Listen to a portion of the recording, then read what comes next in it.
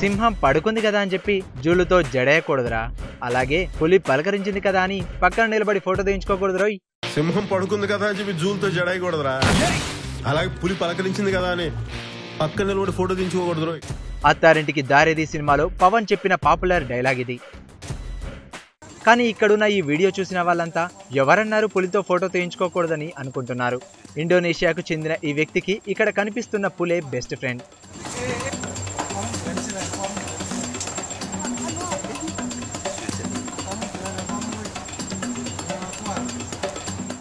అతడు లేనిదే ఆ పులి ఉండలేదు, ఆ పులి లేనిదే అతడు ఉండలేడు.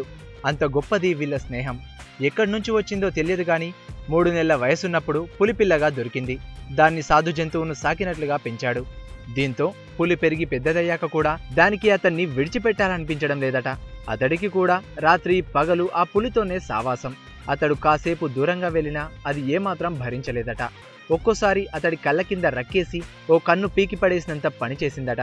అయితే అదేం చేసినా ప్రేమతోనే గాని దానికి తనను గాయపరచాలనే దురుద్దేశం మాత్రం ఉండదంటాడతను. ఫ్రెష్ మాంసం తీసుకొచ్చి పెట్టినా ఆ పులి మాత్రం న్యూడిల్స్నే అమితంగా ఇష్టపడుతుందట. తాను ఏం తింటే దానికి కూడా అదే పెట్టి పెంచినట్లున్నాడు.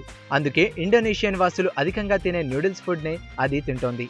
ఈ పులి సంగతి సరే, అన్ని పులులు ఇలాగే స్నేహం చేస్తాయి అనుకుంటే పొరపాటే. ఇది మనిషితో ఆడుకుంటోంది కదా అని అన్ని పులులు ఆడుకుంటాయని అనుకుంటే తప్పులో కాలేసినట్లే. ఎందుకంటే కొన్ని పులులు తినేస్తాయి కూడా. త్రివిక్రమ్ చెప్పింది కూడా అటువంటి పులుల గురించే మరి.